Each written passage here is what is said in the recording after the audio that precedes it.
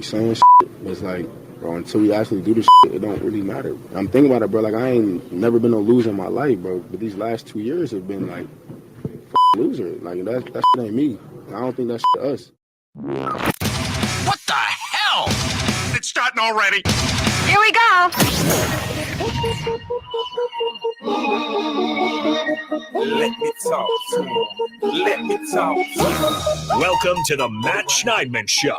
That's a guy who is an intriguing one because he was an undrafted free agent. Follow Matt on Twitter and Instagram at Matt Schneidman. This is good stuff. Or use the talk and text line at 1-414-799-1973. If he can carry over what he's done in practice to games, then maybe we could start talking about, okay, Packers might have something here.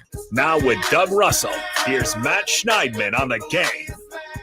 That voice you heard to start the show was Rasul Douglas after the Packers 24-10 loss to the Vikings on Sunday. And to steal a line from Bill Huber today, Rasul Douglas is not a loser anymore, at least in terms of the team he's on, because he's a Buffalo Bill now. Yes, they've had their ups and downs this year, but they have a winning record. I believe they're 5-3. The big news of the day out of 1265 Lombardi Ave is the Packers shipped cornerback Rasul Douglas and a 2024 fifth-round pick to the Buffalo Bills in exchange for a 2024 third-round pick. Now, we'll break down every angle of this, but where I want to start is the Packers are losing what I would call the pulse of their defense. Maybe that's just how it seems to us on the outside as reporters because he's the de facto spokesman for the defense to the media. He has so much passion speaking to us. When he's out there, he has so much passion, but also just his style of play. And it seems like he's one of the more respected guys in that locker room. Again, I'm always hesitant to assume too much about what's going on behind closed doors, but it seems like he's a well-respected member in that locker room. And I had floated around the names Preston Smith and Devondre Campbell to potentially be traded as veteran pieces of that defense who had guys behind them who were probably better if they had to step into the role that Carrington Valentine is now going to have to step into, and a little bit more proven. Yeah, Lucas Van Ness isn't really proven yet, but guys like Isaiah McDuffie stepping in for Campbell, or Kingsley Enagbare and Van Ness stepping in for a Preston Smith, we're talking about veterans who probably aren't going to be part of this team in 3-4 years' time. Rasul Douglas fell into that category, but I wrote last week that he's the pulse of the defense, and he's playing well this year. I thought Rasul played pretty well this year. Now, the story of how he rose to such an integral part of this defense is an admirable one. You remember when Jair Alexander suffered that shoulder injury in week 4 against the Steelers of the 2021 season. See, that's the weird part about my brain is I didn't even look that up. Some things are just ingrained into my brain. He was trying to tackle Najee Harris on the far sideline and blew his shoulder out. And around that time was when people were like, oh, Packers should go trade for Stephon Gilmore. They signed this guy named Rasul Douglas off the Cardinals practice squad. He ended up getting Pro Bowl votes because in 12 games and 9 starts, he had 13 passes defense, 5 picks, league-leading 2 pick sixes. Next season, became a mainstay, 13 more passes defense, 4 more interceptions. The numbers weren't as great this year, but I thought he was still playing well. He's a sound tackler on a defense that isn't always great at tackling. So, listen, I don't know if Brian Gutekunst tried to shop Devondre Campbell, Preston Smith, other guys. I would imagine he did. But as I was just telling Drew and Hunter, if Chase Young is going for a third, then Preston Smith ain't going for anything worthwhile, with all due respect. Like, these trade packages are not what we fantasize them to be. But to summarize, and I want to get your thoughts, Doug, a little surprising that it was Rasul, not surprising that they were sellers, and definitely a big loss because now Carrington Valentine, who was not good against the Broncos and was benched against the Saints, has to step in because Eric Stokes is still on IR. Right. And who knows if Jair's going to have another setback with his back. This is not waving the white flag, but it's one of the next closest things with the piece they got rid of today. Yeah, it's pretty close. I mean, and again, it goes back to what your expectations are for the rest of this season. And obviously, if you're Brian Gutekunst, you think that you can either use that third round pick and, try to not whiff on it. They've had some issues with this third round picks, as we've kind of famously talked about. And if you don't know what we're talking about, consult the media guide. Oh, I'll lay it out for him. Oh yeah, it's been bad. But you can always use that 3rd round pick to use that as draft capital to move up to, getting another 2nd rounder, pairing it with a 5th or a 6th rounder. You can do a million things with draft picks. You can manipulate it however you want to manipulate it. I think most Packers fans at this point just don't think that the Packers should draft at all in the 3rd round, but that's neither here nor there. It is a little bit of a white flag. And what this is saying to the Packers team and the Packers fans is that, we know what our lot in life is in 2023. It may be, as Matt LaFleur kind of alluded to a little bit on Monday when he was talking about some of the offensive mistakes that this team has made. He didn't exactly put a number on how many mistakes that he thought a young team was going to make, but it's been pretty significant this season. And right now their 2-5 record and month-long losing streak kind of speaks to that a little bit. They're not going to the playoffs. They don't feel like they're going to the playoffs, so they feel like they can afford to trade one of their veterans in Rasul Douglas. They're not an old veteran or anything like that, but still a veteran. He's my age, Doug. Am I old? For a reporter, no. What is that? That makes me, 1 foot in the grave if you're old. But yeah, listen, he broke in. He was a 3rd round pick for the Eagles in 2019, I think, something like that. 2017. Super Bowl champion Rasul Douglas. Super Bowl champion Rasul Douglas. So he's been in the league. He's a veteran, but he's not an over the hill veteran. Still has some life left in him. Yeah. And I thought of all the players that was on defense, especially in the defensive secondary that were playing well, Douglas was one of them. And the fact that he's gone right now, yeah, you're starting to kind of look at what 2024, 2025, 2026 and beyond might start to look like in Green Bay. Is it, complete fire sale like the Washington Commanders? Not necessarily, but it's signaling that 2023 isn't going as well as they had hoped. Oh, certainly not. And Rasul Douglas is actually a month younger than I am. August 29th, 1995. I'm May 22nd, 1995. Okay. There will come a time when you will be older than every player in professional athletics, and it will really mess your mind up. It was nice when Aaron Rodgers was the quarterback. I felt really young. You brought up the 3rd round picks, and people joke about it, but should Brian Gutekunst be allowed to draft in the 3rd round? Because he has a horrific track record, and I understand it's hard to hit on guys, especially on day 2 and 3, but it's horrible. I looked it up today. 2018 Oren Burks, who was a core special teamer for the Packers, never a big part of the defense. Now he's played 36% of the defensive snaps for the 49ers this year, and seems to be popping off my TV screen whenever I turn the 49ers on. 2019, Jace Sternberger. Packers cut him after his 2-game suspension expired, now out of the NFL. Did, I believe, lead the USFL, XFL, whatever league I think that he was in the USFL. USFL in touchdown catches with the Birmingham Stallions. Who was his quarterback? Alex Magoo. The USFL, 2-time USFL champion Birmingham Stallions. And also the guy who injured Jair Alexander in practice, Alex Magoo. Anyway, right. Not his fault, though.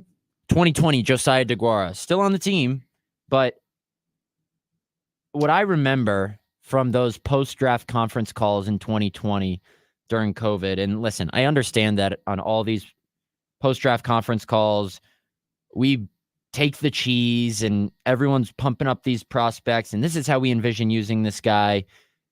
And I seem to remember Matt LaFleur or someone saying we kind of envision using DeGuara like the 49ers use Kyle Juszczyk. Yeah, that just hasn't happened. No. DeGuara has 46 catches in 4 years. Had an ACL. I think it was 4 games into his rookie season. He's a gadget piece who, if you're going to draft a guy who doesn't have the impact that other guys like Juszczyk have, don't make it in the 3rd round. Yeah. So Josiah DeGuara. 2021, Amari Luke Rodgers. Fickell loves him, by the way. I'm sure he does. 2021, Amari Rodgers. We know the story there. Currently out of the NFL. 2022, Sean Ryan. Suspended the final 6 games of last season for violating the league's policy on performance-enhancing substances. 0 career offensive snaps, 8 career special team snaps. 2023, Tucker Kraft. obviously still too early to decide. And quite frankly, it's still too early to really judge what Sean Ryan is too, because there's no clear place for him to be on the offensive line, especially when you have established starters like Elton Jenkins and John Runyon Jr. And Ryan's probably a guard because of his arm size, or his arm length, I should say. And then Tucker Kraft hasn't gotten many opportunities this year, but still too early. Horrific track record. But with Sean Ryan, 8 snaps in 2 years, all on special teams. Yeah, I know, but that's really bad for a 3rd round pick. Yes, you can make the case that for a 3rd round pick, yes, it is. You'd want a guy like that who's a real deep depth piece on the offensive line and a sparse contributor on special teams to be taken in the 6th or 7th round. So yes, I will agree with you there. I haven't looked at every GM's track record in the 3rd round. I'm sure it's not great, but there are 0 hits there. There is not one player there who has been a consistent, solid contributor. So, but they're going to have 2 3rd-round picks this year, as it stands. Unless they trade one or both of them. And listen, Brian Gutekunst is going to speak at 11:30 tomorrow morning to reporters. He is required to speak at least once during the season, and tomorrow is that day. It's timely because of the Rasul Douglas trade. Last year, I believe he spoke during the bye week before they beat the Bears to start that 4-game winning streak. And I think that was only because I requested him and pointed out that the NFL had a new rule that required GM speak during the season, because before that, Goody didn't. It's either, Goody's second in command, so like a John Eric Sullivan or a John Wojciechowski, his assistant GMs. That's not their official title, but they're his right-hand man. Yeah. They would have to speak, but Goody's not going to trot his guys in command up there during a 2-5 start. So the timing is because of the Rasul Douglas trade. But he'll be asked about some more stuff. And he is going to get a chance. I know people want him fired and they don't want him to be in charge of the next draft, but my guess is he will be. And he will have a 1st-round pick that could be as high as the top 5, 2 2nd-round picks, one from the New York Jets and his own, and 2 3rd-round picks, one from the Buffalo Bills and his own. So that's 5 picks in the first 3 rounds with the opportunity to maneuver around with some of those picks. So, as we've been saying all along this season, this year, while yes, you're right, Doug, in saying it's probably not going how they hoped or planned, even though they probably didn't have sky-high expectations, this year has been about building for the future.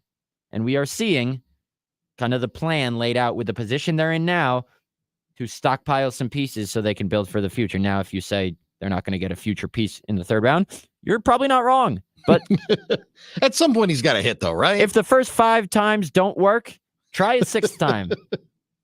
It's just such an anomaly that you can't really point to anything as to why it's the 3rd round where they've had all of these whiffs. I mean, Ron Wolf didn't always get the 1st round right. Ted didn't always get the 1st and 2nd round right. But I tell you what, these guys that they find later on in the drafts, that's where they made their hay. Every pick in the draft is important, but man, if you're going to pick in the 3rd round, you just give me a hit, give me somebody, give me a contributor, give me somebody who's at least on the field. They haven't been able to do that. Maybe DeGuara. Of all of those guys, who's the best one? DeGuara? Yeah, which is saying something. Yeah, is it? Yeah. And here's another thing to watch. I'm looking at NFL.com right now. Lance Zierlein, their draft analyst on NFL.com, projects what the Packers will get for free agents in terms of compensatory picks. He says Alan Lazard will net them a 5th-round pick. Dean Lowry and Jaron Reed will net them a 6th-round pick.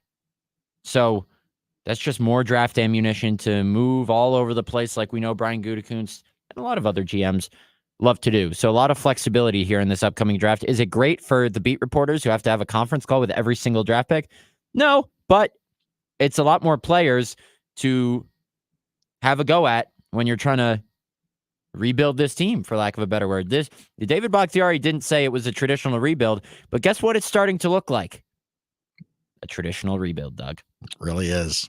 It really is. And listen, I know that Dave didn't want to be part of a rebuild, and he won't have to be I next guess year. He's not right now either. So, I mean, I know he's He's still on the team, but he's not playing, and he's not going to play the rest of the season. So I guess kind of got his wish, because this looks like a rebuild. Looks like a rebuild to me, especially on offense. If it smells like one and it looks like one, it is one. Yeah, you're not wrong. You know, if it smells like the voice of the Packers and looks like the voice of the Packers, it's probably Wayne Larrivee, who we will talk to after the break here on the Matt Schneidman Show on The Game.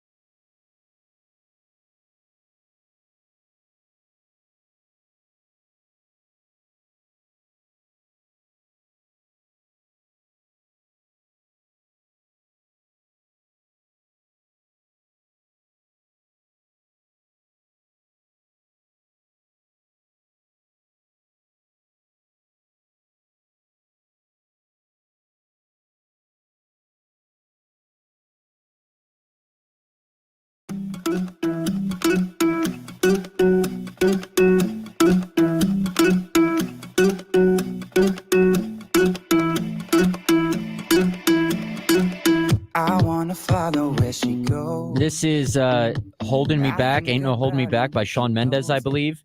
What is holding the Packers back is that they won't have one of their best defensive players. That's where we're going to start our weekly conversation with the great Wayne Larrivee. As always, our conversation with Wayne is sponsored by Coal Investment Group, the retirement specialist, and Pella Windows and Doors of Wisconsin. Wayne, I was informed by a well-placed source that may or may not be a co-host of this show that you were somewhat surprised by the Packers trade of Rasul Douglas. Give me your initial thoughts and why you think the Packers did this.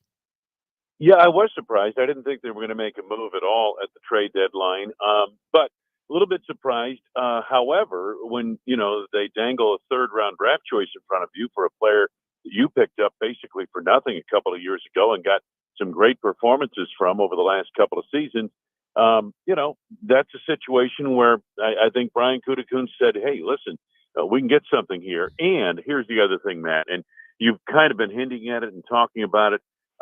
This does open up opportunity for a couple of players that they're very interested in. Obviously, Carrington Valentine will get a quick look. No question about that. He's first out there. But I think it's Eric Stokes, whom, as this season winds on and he gets back from the injured list, they need to get a good long look at him, and not just a look, but they need to develop him. He's a first round draft choice. He's a guy they project to be a starter in this secondary. And they still have to make a decision on Stokes with the 5th-year option. That is coming up this coming off season. I would anticipate they don't pick it up because he just hasn't shown enough. And last time he was healthy, he was not good. Listen, I threw out the names Devondre Campbell and Preston Smith just because those guys seem like guys who aren't going to be here for the long haul, who are good enough players to get something in return, but guys who have players behind them on the depth chart that are probably worth seeing more than maybe a Carrington Valentine is. Like Isaiah McDuffie, Matt LaFleur really likes him. At outside linebacker, there's Lucas Van Ness and Kingsley Enagbari. At corner, there's Carrington Valentine, and he was pretty bad against the Broncos. Like, I wouldn't call this waving the white flag. Last week I said trading a guy like Aaron Jones would be waving the white flag, but this is the next closest thing. I'm not behind closed doors, but Rasul seemed like the pulse of this defense and a guy who was actually playing well and who they don't really have any proven reliable guys behind. So that's why it was a little bit of a surprise to me. Yeah, I think, I can see what you're saying. But I do think they like Carrington. I know that. Mm-hmm. And they need to find out about Stokes for the very reason you mentioned, making a determination on that 5th-year option. But I think what it came down to is what could they get for these guys? And the Buffalo Bills are in a position where they really needed a cornerback with Tre'Davious White going down for the season. So, they probably gave them a little bit more than they would want to normally give them for Rasul Douglas. So it remains to be seen. But what I'm thinking is this. None of those guys going in a trade would have surprised me, but as we got closer to the trade deadline, I was a little surprised as late as this came down that this deal was made. But hey, this is draft and develop, and this is the development part of it, where you've got to get players, young players, on the field and see what they have, and then make a determination from there. I understand what everyone's saying about the 3rd round under Brian Gutekunst, but you've got 2 third-round picks. They're top 100 picks, right? They're going to be a top 100 pick, and you can move those draft choices and maybe move up in the 2nd or even the 1st round. I know there are some fans who probably don't think Brian Gutekunst should be allowed to draft in the 3rd round if his track record is Oren Burks, Jay Sternberger, Josiah DeGuara, Amari Rogers, Sean Ryan, and Tucker Kraft. But who are we to say that? Hey, one thing about Oren Burks, he's playing well right now. He's playing really well for San Francisco, and he's in a system that fits him, and maybe that wasn't the case in Green Bay. And so often, Matt, in pro sports in general, but especially in football and NBA basketball, I've seen a lot of these guys get drafted somewhere, don't fit the system, go somewhere else, fit the system. So, and I think the scouts are sitting back saying, "Oh, we didn't miss on Oren Burks in the 3rd round. He just didn't fit what we were running. And now look what he's doing in San Francisco." But there have been some misses in the 3rd round with guys who are out of the league right now. So, but Oren Burks is playing well for San Francisco, and he's in a system with a coach that believes in him, and he's showing 3rd round ability, in my opinion. Without a doubt, he's played 36% of the defensive snaps for the 49ers this year, which is easily the most in his career. Never played close to that many in Green Bay. Let me ask you this, Wayne. I thought it was interesting, not surprising, but interesting that Matt LaFleur has kind of preached recently that Jordan Love needs more help around him. Now, he has not absolved Jordan of blame, but when Bill Huber asked him the other day, can you get an accurate big picture read on what Jordan is right now? And LaFleur said, it's hard because we need better around him. Now, what is your Yes. take on that? I Yeah, think absolutely. I always bring up the example of when I covered the Raiders, it always seemed, in 2017 and 2018, and even beyond that they were in kind of this murky middle ground on Derek Carr because they never had a good enough O-line. They never had good enough receivers. And it kind of drug out. And Derek Carr ended up not being the guy, but the process was drug out so much because they were constantly trying to find the right pieces around him to get an accurate and fair evaluation of him. The worst case scenario for the Packers is that this evaluation period of Jordan Love drags out longer than it needs to, and he ends up not being the guy. And it drags out longer than it needs to because they don't have the right pieces around him. Would you agree with that? And what's your take on kind of what LaFleur says? I think Matt's right on. I think both you guys are right on. The thing that is going to be hard to determine at the end of this year with the youth around Jordan Love is, what is he? Can he become? And because there's so much inexperience around him, I mean, you look at the routes run, you look at contested balls where the receivers aren't coming down with those. It's alarming as to how few contested passes Green Bay receivers have won this year. I mean, that stat just jumped out at me today. And, that's the thing. So will you know at the end of this year? Will you have a feel as to who Jordan Love is and what he can do? And because of the youth around him, I don't know if you can. So what does that mean? Okay, so you go into year two, the second year. He's under contract, no problem there. But you're going to go into a second year, and then what if he's not? And you've added these other pieces, and now you're in a situation where you need to get a quarterback.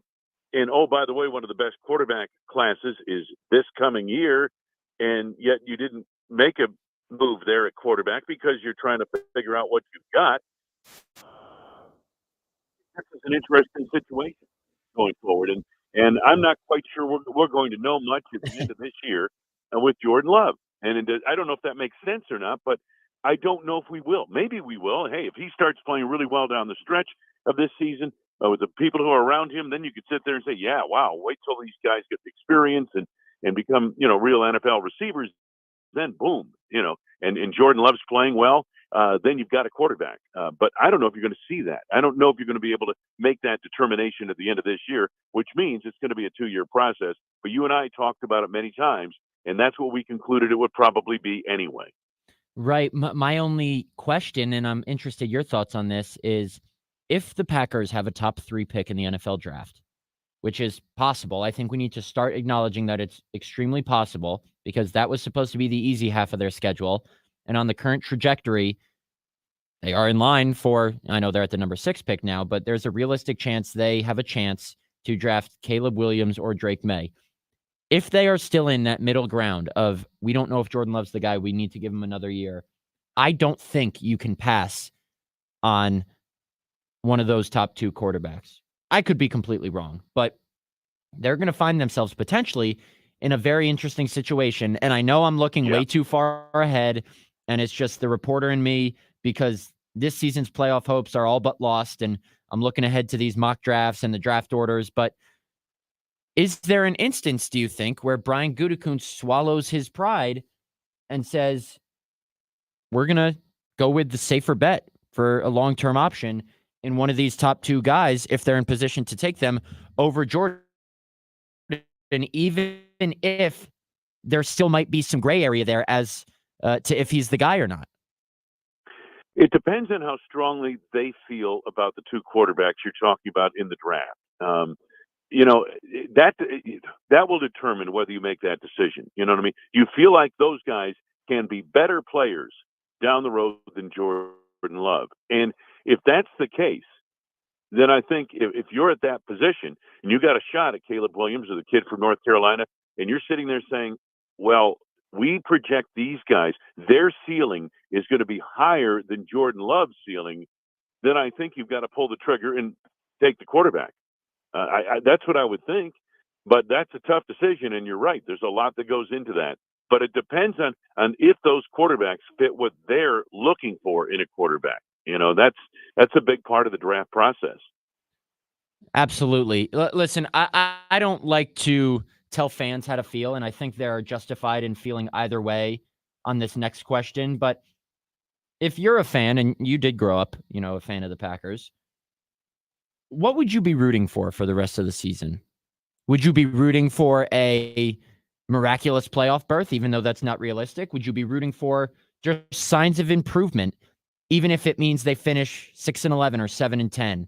Or would you be rooting for signs of improvement and close losses? Or would you just be rooting for them to suck as much as possible so that there's wide scale change and they get the best draft pick possible? I want to see improvement. I want to see improvement with the players they have, including the quarterback. I want to see the receivers kind of grow up a little bit, and I think they will. I think there's talent on this team, and I want to see that talent improve. I want to see the Packers in a position where, they can make a determination that, hey, we don't have to go after a quarterback in the draft. That's what I would like to see. I don't care really what the record is. I mean, before the season began, I thought they would be somewhere between 6 and 8 wins with this team. That was my feeling, and that we talked about that. But I was hoping they would be better than that. But I think now what you want to see improvement across the board. And it's not just quarterback; it's the wide receivers. It's the people on the offensive line. It's the defensive backs that we're going to see, especially at cornerback. I want to see him.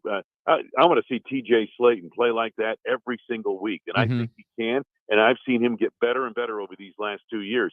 He was a dominant player in that Minnesota game. I want to see those things happening. That's what I want to see personally. Whether if they make a playoff run, that would be, like you said, miraculous. That'd be wonderful. But on the other hand, I don't want to see them tank and lose like Chicago did last year, every game, 10 in a row down the stretch and number one pick and all this other stuff. No, I don't really want to see that. I want to see them improve because I think they've got enough young talent on this team that you want to see those guys get better as we go forward. As you know, I don't root for wins or losses per se, but from a reporter's perspective, covering a team with the number one pick sounds kind of juicy, Wayne. I don't know about you. Makes going to the combine and all those off-season meetings that much more interesting. Yeah, I get it. I understand where you're coming from, Maddie. It would be a little more juice. I was going to ask like the process of getting there. That's the right, problem. of course. Test the process of getting to the number one pick. I was just going to ask you if you wanted to see one guy show that improvement, who would it be? You kind of already answered my question with T.J. Slayton. So I'll ask you this. Give me another guy. For me, it's Luke Musgrave. We came into this season thinking, okay, he's going to be a great dynamic tight end based on everything we saw in camp. We haven't seen that yet. If I'm the Packers, I would like to see him blossom into that. I'd like to see him blossom into Laporta in Detroit, what he's doing. I think Luke can do that. But again, Laporta has a veteran quarterback throwing him the football with a lot of experience behind him, and that kind of thing. But I agree. I think Musgrave is a key piece in this whole thing offensively. I would also say I'd like to see Christian Watson really, but the problem with Christian Watson is you talk about the downfield passing game, and the question we have on Jordan Love, and everybody's had it on Jordan Love, is will he become accurate enough in the downfield passing game to make a guy like Watson an effective weapon on a consistent basis? That's the question. I hope he will, and I think he will, but we have to see it a little bit more as we go down the stretch. But yeah, I think Musgrave, if you want to talk about a key player they need to develop this year, Musgrave, and I think Tucker Kraft is a player too. I think he's sneaky good, and I'd like to see them get him the ball a little bit more. See, I think Watson needs to pick up his game as much, if not more, than Jordan Love does in terms of those deep balls. There have been a couple instances where Watson just hasn't come down with a 50-50 ball this year. There was one in the game on Sunday where he was blanketed by a couple guys, but it hit him right in both hands. If you want to be a reliable receiver, you got to catch that. Yeah, and the play in Vegas in the end zone. Yeah. I mean, at the very least, you've got to break that up. Same thing with Jaron Reed over the middle. Now, Jaron came back, made another big play in the Minnesota game, but Jaden Reed over the middle that was picked up. You've got to break that up. If you're the receiver, okay, the ball's a little bit underthrown, the DB's got an angle on me. Okay, I'm going to at least break that up. If I don't get it, I'm going to break it up. I didn't know you dreamt about defensive tackles. You said Jaron Reed, not Jaden Reed. You must be thinking about last year's defensive course so much, Wayne. I admire that. Oh gosh, yeah. This is on early onset something or other. No, I don't think it is. You've still got all your marbles. Reed, I did just read Jaron Reed's name because I was looking at projections for what the Packers will get in terms of compensatory picks for the free agents they lost. Alan Lazard, 5th round pick, and then Jaron Reed, and who was the other one? And someone else for a 6th round pick. Reed and I can't remember offhand. It's not Robert Tunyon. No. Somebody I know who you're talking about though. Yeah. No, I mean I think the Packers receivers Dean Lowry. Got to pick Yeah, it up. Dean Lowry. Oh, Dean Lowry. Yeah. I'm surprised he only goes for a 6th, but I'm not. I don't know how the league figures that stuff anyway. But anyway, no, I think the receivers have to make more plays. I think, to be honest with you, I don't know about you, Matt, and maybe I'm the only guy in the world that feels this way. I don't think Love threw. I mean, he had a couple of bad passes. I don't think he threw the ball bad against Minnesota. I really don't. I think he needs his receivers to make a play or two for him, in those situations. I totally agree with you, and that's the point Matt LaFleur was making. He said after the game that they had 6 drops, and then on Monday afternoon, he said, we actually counted more. We're harsh with our grading, but we counted more. So everyone's got to do better. And I think that's a fitting note to end this on, except you, Wayne. You always bring the juice here on my show, and I always appreciate that. We'll talk to you next week, and maybe we'll have a win to talk about. Probably not, but maybe. Depends on if Matthew Stafford plays. Hey, listen, don't worry. Hey, they can upset the Rams, no doubt about that. Although the Packers are favored. Going to that game is a favorite, right? Yeah, that's what I was going to say. It would be an upset if the Rams won. Yeah, well, hopefully that's not the case, Matt, and you and I will have something better to talk about.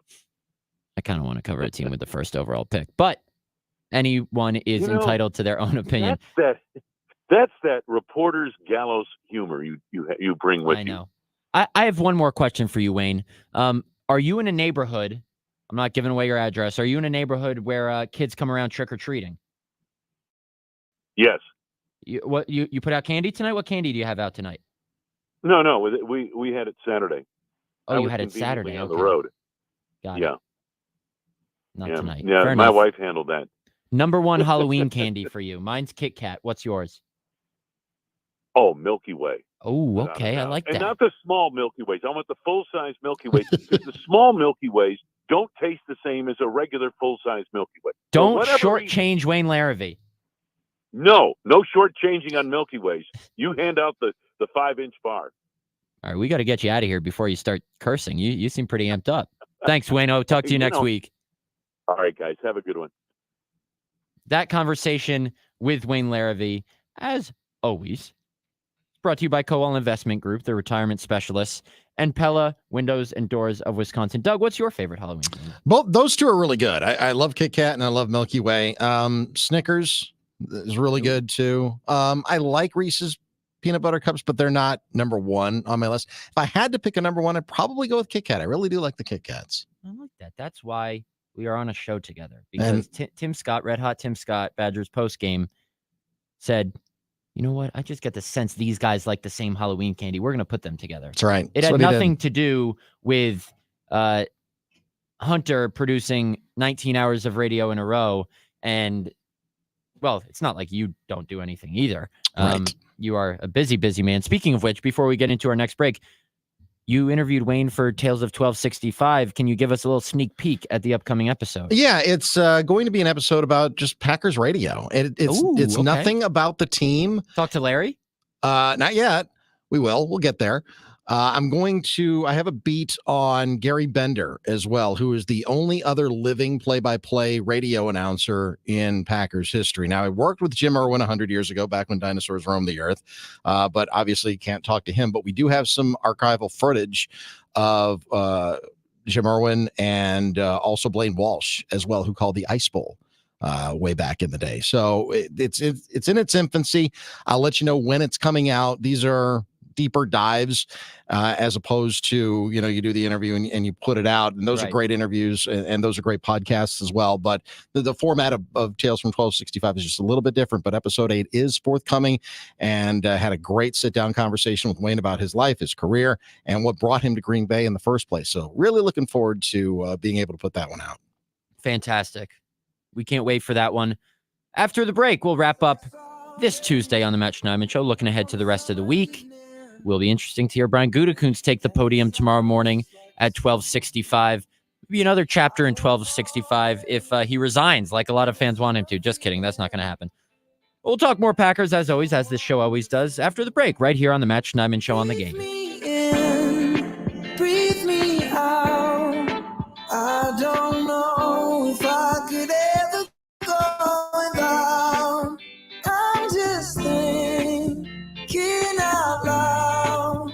I don't know if I could ever go without. Watermelon sugar high, watermelon sugar high.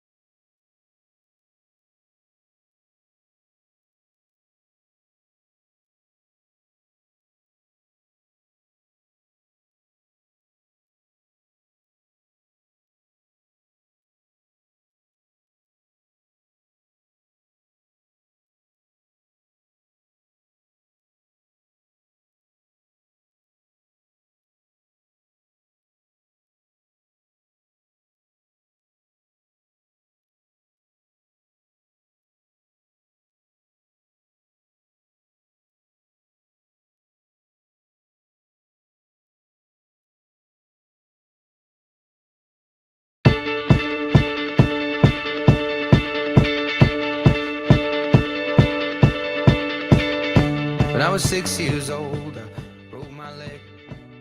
Iron Jock is giving you 30% off their bestseller, their hoodie. Now through November 12th, take 30% off all men's and women's hoodies with promo code HOODIE30. It's HOODIE 30. 4-way stretch, anti-static, and they will not smell from BO, guaranteed. Go to ironjock.com for details. That's ironjoc.com. Doug, I was just saying, you're in the Iron Jock studio in Milwaukee, I believe it is. Yes. I've never been there. I have to get down there someday. You should get down there. I see the snow out the window. Now, we got some snow here in Green Bay today. It was a pretty consistent flurry for the majority of the morning, maybe even into the early afternoon, but it didn't stick.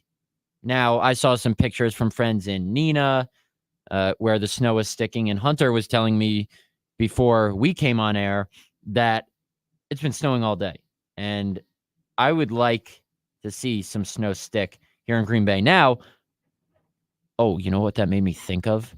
When I went to get my car checked up a couple weeks ago, the guy at the Toyota near Lambeau said, I have to get new tires before the first snow of the season because my tires aren't good enough, and it'll cost me almost $1,000. Jesus, I totally forgot about that. Yeah, I had to do tires last year. It's not fun. About $1,000. Oh no, I have to do that this week. How many miles do they have on them? I don't want to talk about it. And I got an email when I woke up this morning for a $447 invoice from Bellin. You remember my story of when I was giving blood and they punctured my artery and I went to the emergency room. I was charged $447 for that. So ouch. That's a lot of fun. That's out of pocket, I assume? Yeah. Oof. I mean, I have insurance, but that's what I'm asking. Yeah. I mean, hopefully insurance picks up. If that's the whole bill, hopefully insurance picks most of that up. If that's out of pocket, holy smokes. Well, yeah, I used my credit card and paid for it. So we'll see.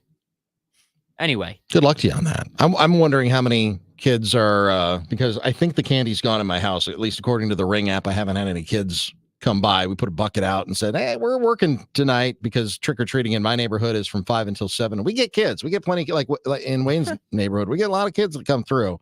And we just put a little sign that said, here, take 1 or 2 pieces. You know how that goes when you're, 10 years old. Right. Oh, 1 or 2 pieces means the whole bucket. But that's all we had because we're not there. Because I'm here with you. Trick-or-treating goes for another 12 minutes in my neighborhood. Yeah, you're not doing Halloween right if you're obeying those signs. Come on. Take a handful. It's true. It's true. Hey, listen, that's all. We put it out. And, when the other part of the sign said, when it's gone, it's gone. Sorry. We gave it our best shot. I'm intrigued to hear from Brian Gutekunst tomorrow. What a transition there by me. But I'm wondering if there's anything he can say that will make Packer fans go, okay, we're in good hands here. What I've realized is Packer fans love to, and I'm not blaming them, but I'm here to offer some voice of reason.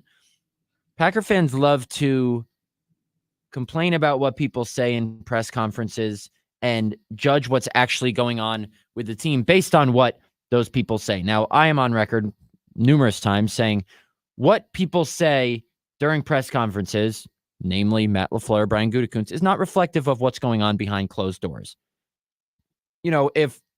If Brian Gutekunst says at the podium, yeah, we're really happy with Jordan, that could mean he's not happy with Jordan. Like, these guys are professional liars. They're not charged for lying. They're allowed to lie. They're allowed to fabricate. So if Matt LaFleur says, yeah, we got to figure it out, or Brian Gutekunst says, yeah, we got to get better, the fan reaction is, well, it's your job to find a way to get better. What, you don't think they're trying to? I would just temper the overreactions based on what these people say in press conferences and realize that this organization, for one, does not get up to the podium and just blow their mind like Mark Murphy does. The people who will be speaking tomorrow keep it very PC. And it's annoying for some fans, but it's understandable. We got a caller to finish up the show. Yeah, we do. Roy in River West. Roy in River West, a recurring caller. What's up, Roy? Hey, guys, loving the show. Thank you. Just want to make sure it's Rasul Douglas that got traded and not Russell, Douglas. I'm right here, baby. Well, Well, I would say you can't trade me, but there have been stations that have tried. What would Doug go for? A compensatory 6th-round pick? If I'm lucky. Oh no, I think he's going for a top 3 pick in this year's coming NFL draft, and you get Wow. Caleb Williams. Oh, thank you, my man. Oh my God. Such kind words. Thank you, Roy. But Matt, I got a question for you with Yeah. this trade. I think it was maybe Mike Clemens I heard talking, but he was saying that this could be something to do with Russell or Rasul's like presence in the locker room and kind of pointing fingers at the offense. Do you think that's what this was, or was it just that, hey, this team's not going anywhere, we might as well get what we can for this guy?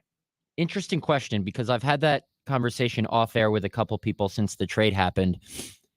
And my thing is this. His messaging was not different than that of the head coach.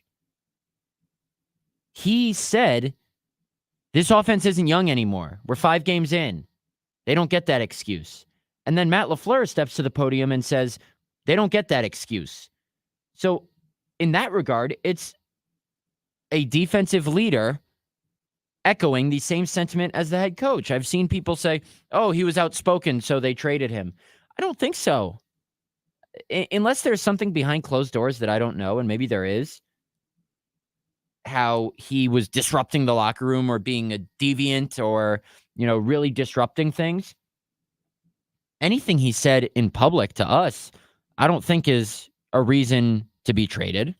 He didn't go out there and say, our head coach stinks, our GM stinks. He went out there and said, our offense doesn't get the excuse of being young. Yeah. That's pretty much what the head coach said too. True. And I guess then the question becomes, is that Rasul Douglas's, this is going to sound terrible, but I'm just going to say it because it's out there. Is that his place? Is that his place to, even though the head coach is saying I think it's fine. And, that would have been tame compared to what the former quarterback used to say in locker room sessions. I'm not saying it's right or wrong. Aaron Rodgers was playing with the gold jacket for a long time in Green Bay, and that gives you a little bit of hand. With Rasul Douglas, he's been, in Green Bay for a couple of years. He's had some success in Green Bay. Locker room leader, as we've all, at least for the media, like you pointed out. Some people, and I'm not saying that that's why he's traded. I'm saying there are some people in professional sports in positions of authority that would not like a player that doesn't have the hand that Aaron Rodgers had publicly speaking about such matters. I'm not saying that's what happened. I'm saying there's a question mark as to, at least it's a question that's worth asking. See, but I think Rasul's earned that right to speak like that. That's fair. That's fair. There are some that probably don't think that he has. I'm going to bring up a quote from November 15th, 2022, as we finish out this show. I'll be interested to hear what Brian Gutekunst and Matt LaFleur say tomorrow, because if you remember when Kylan Hill was cut last year and Amari Rodgers were cut, they were in the same press release. Matt LaFleur was asked about Kylan Hill, and he said, being a member of the Green Bay Packers, it's a privilege, and there are standards and expectations that are placed on every member of this team that we expect guys to live up to. So even though he didn't come out and say Kylan Hill was not abiding by those standards and not appreciating those privileges enough, he said it within his words. So maybe if we ask why Rasul Douglas was traded, or did it have something to do with his comments, they'll kind of thinly veil a yes in that answer. We'll see. You'll be there. I will be, unless my car veers off the road with crappy ass tires. We're going to hope that doesn't happen. We are going to hope not. And I'm going to shell out another $865, probably more, for a new set of tires, because there's going to be a time when I drive home from Lambeau late at night later this year and I start skidding off the road, but then my tires save me like they have in the past. That's what tires are supposed to do. So yeah, money well spent. So I don't know. You don't have any snow there yet, though, do you? No, not that's sticking on the ground. Okay. That I know of. Right. I have the shades closed here in the studio, so maybe there is some falling. I would like it. I like falling asleep to snow or thunder or rain. Often I put kind of that black screen of thunderstorms and rain on my TV as I'm falling asleep, and it goes throughout the night because I can't really just fall asleep to silence. Okay. Yeah, usually I'll throw something on TV, put it on low, something that Like Saturday Night Live puts me out, and I like Saturday Night Live, but it's like I'm just going to close my eyes during the commercials, and then I wake up and it's 3:30 in the morning. So that's how that usually goes. We'll recap everything Brian Gutekunst says, Matt LaFleur, everyone in the locker room tomorrow, right here on the Matt Schneidman Show on The Game. We'll talk to you then. I can see